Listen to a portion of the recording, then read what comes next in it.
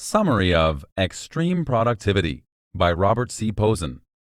Do you not have enough time? Or are you making poor use of the time that you have? That might sound like a somewhat harsh question, but it's one the author believes we should consider if we want to unlock extreme productivity. And as crazy as it sounds, everybody has the ability to be extremely productive. You don't have to be Superman or have an endless amount of time at your disposal. Instead, you just have to know how to hack your brain and make the best use of the time that you have. And over the course of this summary, we'll explore Robert C. Pozen's top tips for doing exactly that. Chapter 1. Make the most of your time through prioritization. Do you ever feel like your to-do lists have to-do lists? Or like you're drowning under all the planners, organizers, and productivity accessories you buy? You buy them under the assumption that if you can just have the right tools in your tool belt, you'll be able to take control of your life and maximize your productivity. Unfortunately, however, you've probably already noticed that it doesn't work that way. Because all of those tools are exactly that, tools. They're helpful things for you to use in the same way that a tire gauge can help you fix a flat tire. But just like a tire gauge, they don't have the power to jump up and magically fix your life for you. Your planner will never check off the items on your to-do list while you sleep.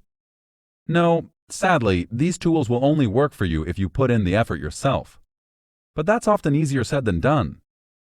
In the digital age, our attention spans are shorter than ever, and we have more interruptions than ever. Staying on track with a singular task can feel impossible. The same is true with self-incentivizing. Sure, you could tell yourself, get this done, and then you can have a cupcake. But we all know that you could just eat a cupcake right now whether you get that task done or not. So how can you do it? How can you make a plan, stick to it, and truly accomplish your goals? The author believes that prioritizing your tasks is the first key to unlocking your best, healthiest, and most productive life. Forgetting to plan ahead is easy. With the hectic pace of our modern life, it seems like the next week or year's workload is upon you in the time it takes to blink. But if you want to stay on top of your schedule, instead of letting it roll over you, Pozen believes that planning ahead is crucial. So how can you plan effectively? One great strategy is to organize and categorize the types of things you're planning for.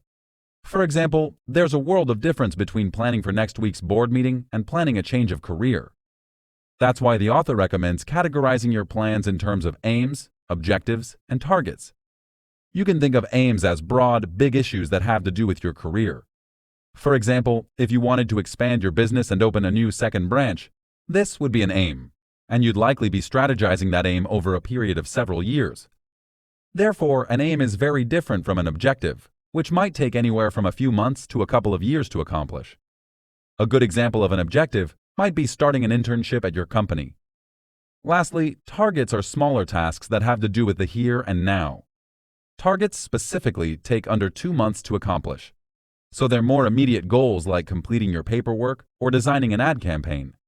And because your targets and objectives are more likely to be the stuff of your everyday life, it's important that you remember to stay on top of them and schedule them appropriately. Chapter 2. Procrastination is the enemy of productivity. Chances are you know that phrase is true because you've had an intimate experience with its harsh reality. We've all procrastinated at one time or another because it's just so easy to put something off when you're just not feeling it. It's so easy to say, just one more episode and then I'll start working, or I'll wake up early and do it tomorrow. And if you haven't told yourself that last lie before, here's a top tip. Your brain is absolutely lying to you when it tries to convince you that you'll wake up early and do it tomorrow. Take it from my bitter experience. You absolutely will not do it early tomorrow. Do it now. Procrastination is one of those things that we know we shouldn't do, but we often do it anyway. Maybe it's because you just really hate the task you have to do. Maybe you're in denial about how long it will take you to accomplish that task, or about how much time you've already wasted. But the truth is, no matter what your reasons are, procrastination is always the enemy of productivity. So how can you beat it? The author recommends that you start by tackling the emotions that drive procrastination. So let's examine one of the most common and least talked about feelings that fuels procrastination.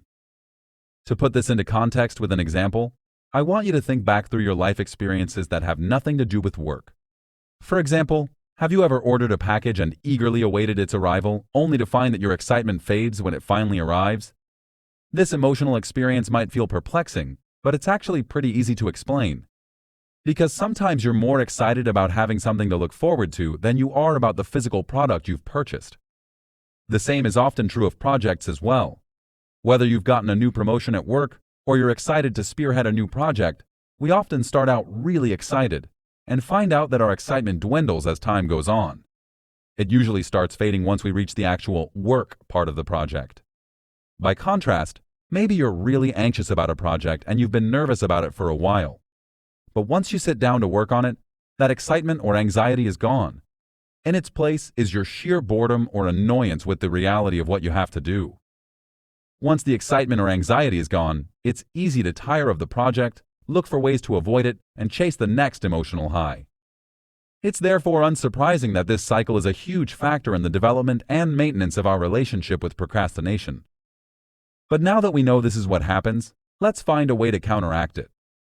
The author's research shows that we can actually trick our brains into hacking our happy hormones and enabling us to stay motivated. How does it work? Well, it all starts with a choice. It's no secret that human beings love choices. In fact, allowing your toddler to make small decisions is one of the most common parenting tips around. Even choosing something as simple as what color dress you want to wear today can make a toddler feel proud and powerful. And the same is true for adults. We often connect personal and professional satisfaction with a sense of being in control. So making choices is a fast way to hack our motivation. For example, if you have a mountain of work to do, try making choices that will help you break that mountain down into small, manageable chunks. For example, let's say that you have to read a 50-page document and then design a PowerPoint presentation that reflects the information you've read. If you consider that task in its entirety, it sounds overwhelming. It'll take hours. It's enough to make you give up and start binge-watching your favorite show on Netflix. But what if you broke that big task down into smaller increments and addressed each one at a time? You can start by reframing your task in your mind and thinking, I have to read this document first.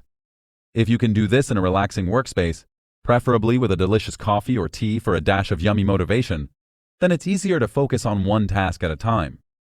And once you've accomplished that task, reward yourself with a little break or a cupcake and move on to the next one. Chapter 3. If a task is worth doing, it's worth doing badly. You've probably never heard that phrase before, right? If anything, you might be used to hearing the opposite, that every task should be done to the best of your ability. That's the phrase that's usually drilled into our heads over the years. But it might surprise you to learn that nothing could be further from the truth. That's because this phrase is often counterproductive. Rather than encouraging us to do our best, this phrase typically engenders crippling perfectionism that causes us to waste time and get lost in waves of anxiety. So that's why the key lesson for this chapter is, if a task is worth doing, it's worth doing badly. Put simply, don't sweat the small stuff. This is a good rule of thumb to implement in your daily life because it can help you to save time and relax. If you apply this mentality in conjunction with the previous chapter on prioritizing your to-do list, you can avoid the common pitfall of wasting time on small tasks that drain your energy and resources. For example, thanks to my busy schedule, I often struggle to reply to messages.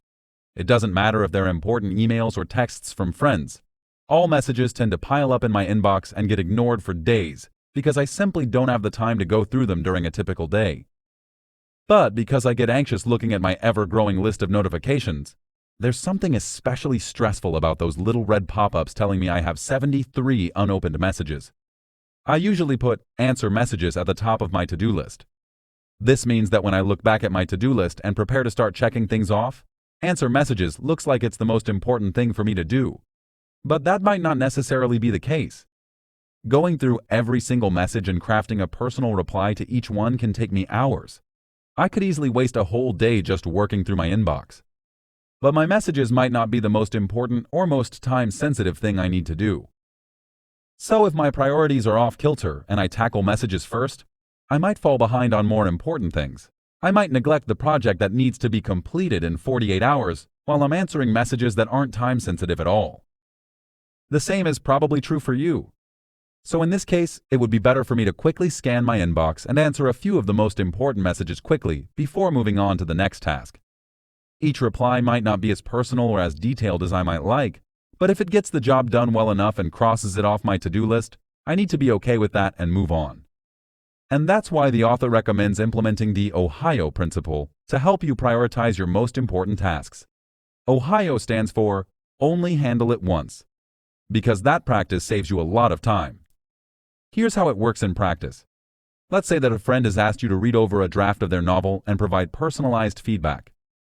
Because they're your friend and you'd like to help, you might be tempted to say, "Of course." But in reality, what's likely to happen? The most realistic scenario is that you'll agree to review their book and then forget all about it. Once that notification has been opened, their email will simply fade into the recesses of your inbox and out of your mind altogether. Weeks will pass by before something jogs your memory, and then you'll frantically scroll through your inbox trying to remember when they sent it, what on earth the book was called, or anything that might help you track down the email. If you do find and review it, you'll likely do so in a coffee-fueled haze that isn't really your best effort. But if you used the Ohio method, you would immediately look at your friend's email, consider whether you have time to review their book, and email them back with a decision. As you can see from these examples, avoiding perfectionism and only handling it once can help you hack any to-do list. Final summary. Everybody would like to be more productive. But as we drown in the clutter of our busy days, it's easy to feel as though productivity is some secret formula that only superheroes possess. As a result, we often resign ourselves to a life of stress and drudgery, assuming that we'll spend forever struggling to catch up. But as the author's top tips illustrate, anybody can maximize their productivity.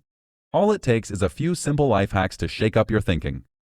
Just start by categorizing your to-do lists into aims, objectives, and targets.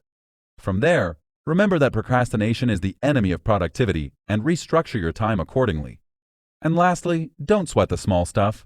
Every task doesn't have to be done perfectly, and you can always use the Ohio method to help you handle anything once and cross it off your to-do list.